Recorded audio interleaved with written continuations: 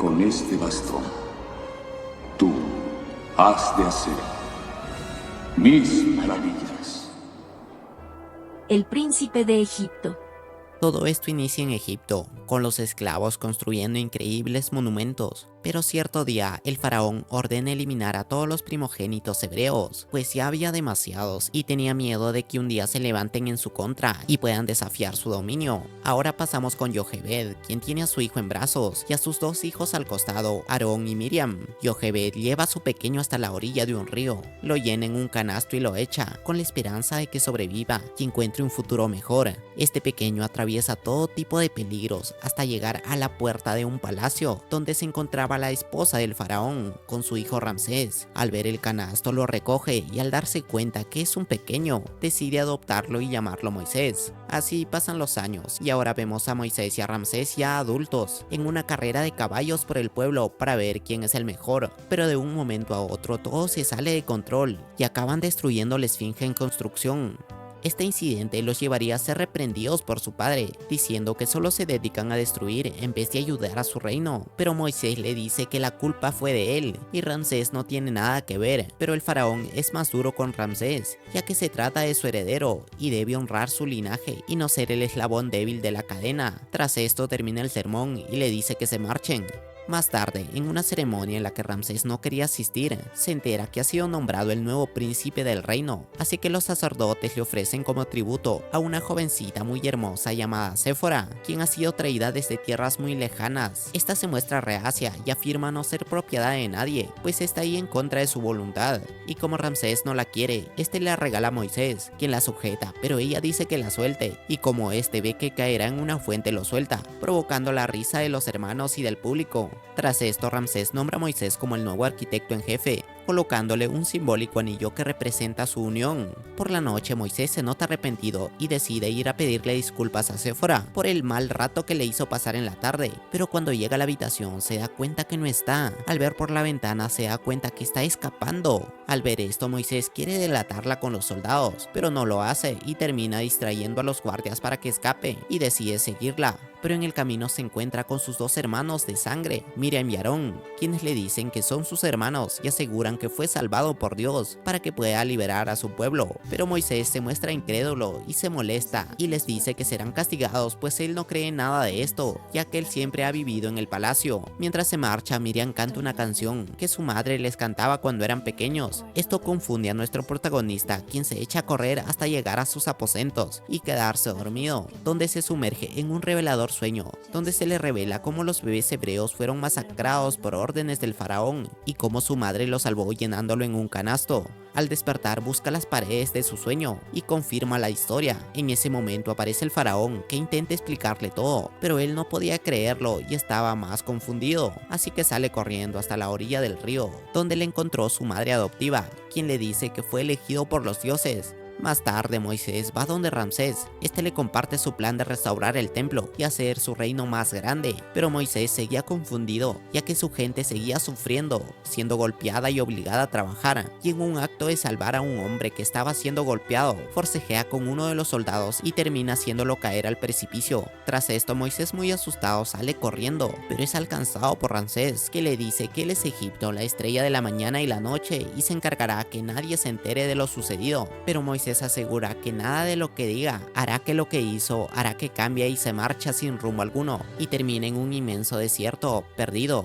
Hasta es enterrado por una tormenta de arena, pero es despertado por un camello que lo lleva hasta una fuente de agua, y mientras bebía se da cuenta que unos malhechores estaban molestando a unas niñas, así que decide ayudarlas y suelta a sus camellos, y mientras se dirigía con ellas cae en un pozo de agua. Al ver esto, las niñas intentan ayudar y en ese momento aparece Séfora y se dispone a ayudar, y por fin cuando sale Moisés, Séfora lo reconoce y lo suelta, ya que él hizo lo mismo cuando la conoció. Más tarde vemos que Moisés se queda en la familia, pues se lleva muy bien, y el padre de Séfora está agradecido con él, ya que salvó a su hija y ayudó a las pequeñas, y Moisés se gana el cariño de la familia y el de Séfora, que al final se terminan casando, y se convierte en un excelente pastor de un inmenso rebaño de ovejas. Un día, mientras Moisés pastaba sus ovejas, una de ellas se aleja y él decide buscarla, así que se adentra en una cueva donde se encuentra una zarza ardiendo de una manera muy misteriosa. Moisés, lleno de curiosidad, se acerca, pero en eso escucha una voz espectral que le revela que es el Dios de sus antepasados, y tras revelarle su plan para liberar a los esclavos, nombra a Moisés como el liberador que guiará a su pueblo hacia una nueva tierra, para un nuevo comienzo. Pero Moisés duda, pues no creerán en él, quien vivió en el palacio toda su vida. Pero Dios le dice que no dude, ya que él le dará su apoyo y estará con él siempre, y si es posible desatará todo su poder si el faraón se resiste y no quiere liberar a su pueblo. Tras esto, este le entrega un bastón con el cual hará todos sus milagros. Moisés va donde su esposa y le cuenta todo el plan de Dios para liberar a su pueblo. Ella desea acompañarlo y así parten rumbo a Egipto.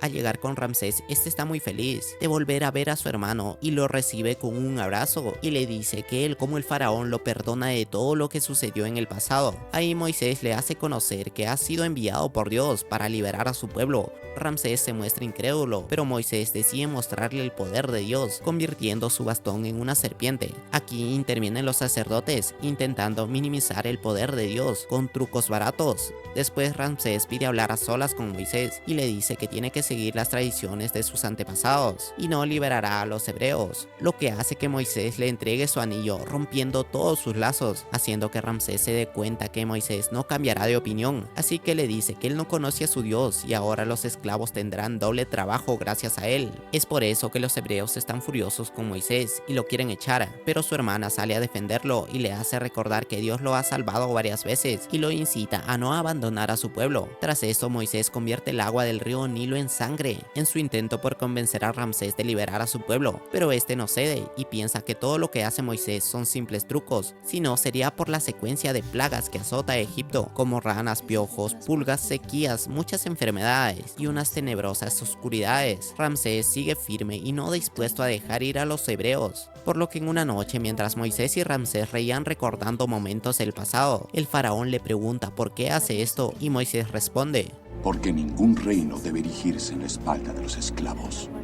Diciendo que lo peor está por venir. Y así una noche, mientras los hebreos marcaban sus puertas con sangre de borrego para que sean salvados, bajaba el ángel del exterminio que se manifestaba en forma de una niebla espectral, entrando a todas las casas que no estaban marcadas y acabando así con todos los primogénitos de Egipto. Y por fin, tras la pérdida de su hijo, Ramsés deja libre a los hebreos. Los hebreos por fin eran libres, estaban felices. A la mañana siguiente empiezan su camino hacia la tierra prometida, pero cuando están a punto de llegar al Mar Rojo, aparece Ramsés con todo su ejército. Se había arrepentido y no los dejaría libres, y cuando están a punto de alcanzar a los hebreos, Dios bloquea su camino con un muro de fuego, mientras Moisés se adentraba en el mar y levantaba su bastón, y al asentarlo el mar se divide milagrosamente, permitiendo que los hebreos crucen libremente, y así el fuego por fin se apaga, y los egipcios avanzan decididos a alcanzarlos, pero allí es cuando las aguas se juntan nuevamente, sepultando a todo el ejército egipcio junto a Ramsés. Moisés se despide de su hermano, mientras que su pueblo estaba feliz, pues tras largos años de cautiverio, habían sido liberados y serán llevados a la tierra prometida.